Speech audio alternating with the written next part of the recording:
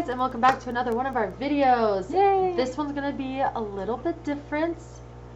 We're going to share some stories with you today instead. I get to share a story about this one over here. Yay! So we'll get to that in just a minute, but I'm Taylor. I'm Tracy. And we are TNT.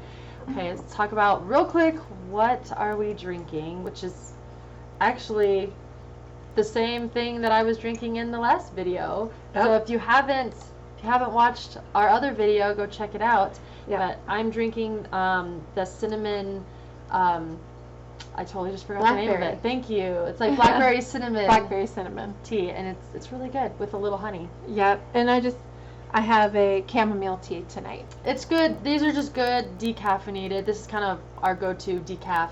End of the day, relax. Exactly. There you go. So you can do your pick-me-up in the morning and your wind-me-down at night. Exactly. I love tea. It's good for almost every moment of the day. And I'm just going to keep talking about the tea because I'm just going to stall as long as I can. But I say we get to story time. All right, you first. We were a military family, and we were away from military home. brat. We were away from home a lot, so I was always taking pictures and taking videos and making sure the family got to see all the special events.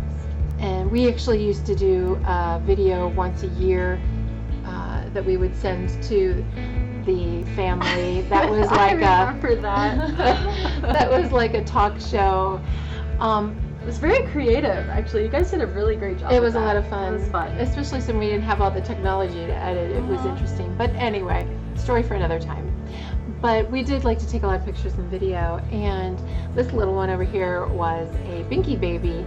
And so she just had that pacifier in her mouth all the time. So whenever I would want to take pictures or take video, I would want to get the pacifier away from her. And normally I would remember to take it from her before I would start shooting. But this time I've got the video camera in one hand and I say, Taylor, hand me your binky, hand me your binky. And she starts backing up from me going, here mommy, here mommy, here mommy. And she's backing up the whole time. And I'm like, Taylor, just hand me your binky.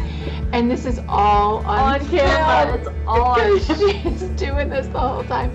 And finally, she does it a few more times, and then she finally comes over and hands me her binky. But I just remember being so frustrated because I was like, this is not what I want to be getting on video. But now it's a funny story. I tell the story a lot, and it's just, and we should have sent it into Funniest Home Videos, and I know. we could have won something for not. We may have. It makes me laugh every time we watch it because, and I'll quote her, here mommy, here mommy. Still to this day, my family likes to quote me. Anytime they ask me to hand them something, they'll just go, here mommy, here mommy, because you're never gonna live that one down. She stayed just out of my reach. You can see her hand on camera, like trying to get the binky, and it's like right. So I chose this story to tell kind of for a reason, is because in the moment I was very frustrated, maybe getting a little angry. Steamed. She was steamed. It was frustrating, but now it's a great story, and it's a funny moment, and it's one of those childhood memories that we continue to look back on. So I just want to encourage you, in those moments of frustration, just remember it's probably going to be a really great story later on. Or not. No, I'm just kidding. I'm kidding. No, it's true. I think as a mom and a grandma, I have a lot of moments like that, and it's good just to laugh. So the story that I'm going to share is a little bit different.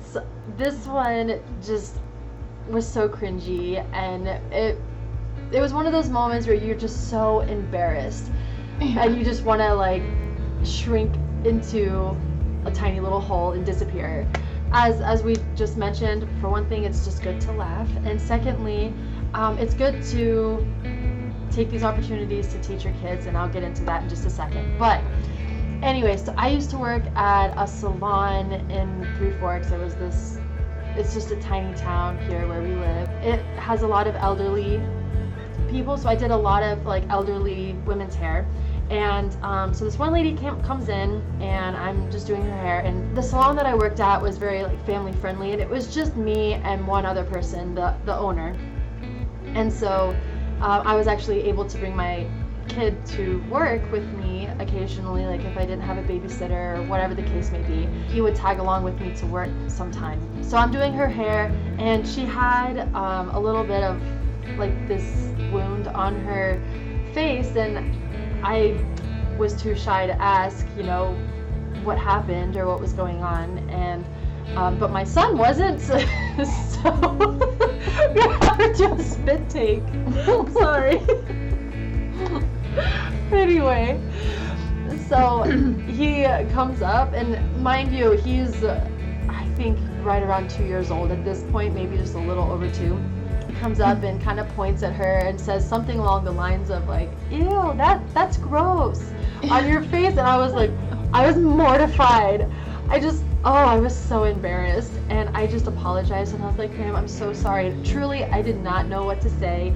And thankfully, she was so kind and so graceful and understanding of the moment. And she kind of chuckled, and I mean, And most people are. Yeah. I mean, I have had people be really rude when your children get like that, but for the most part, most people have had children in their life, whether they've had their own, or whether they've been around, or they've been around other people's children, or other, and pretty much across the board, people know kids don't have a filter. It's true. And I think she even said something like that, something along those lines of like, you know, "Oh, you know, kids just have no filter," or something. She kind of laughed it off, and then she explained to me what was going on.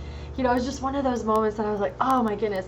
But then it got me thinking, and this is what I wanted to share with you guys, is just, I think those moments are good to sit down and teach your kid about whatever that situation is, you know, because Right. everybody's different, and some people have different illnesses, or they might be missing a limb or something along those lines, or just anything. It could be all sorts of different things.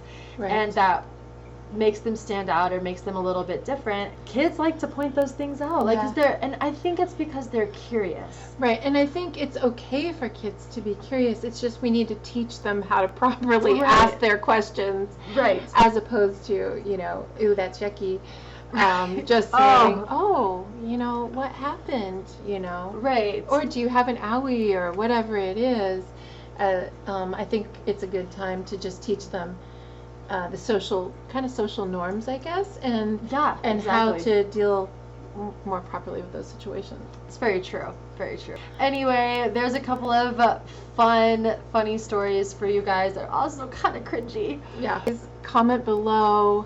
Tell us your stories. We'd love to hear kids' stories are the best. They really are. And so share those stories with us. We'd love to hear it. And or if you make a video, make sure to tag us in it. We're also on Instagram. So if you make a video on Instagram about this, tag us, please. I would love to see it. I love hearing everybody else's stories. We have Facebook, Instagram. Please follow us.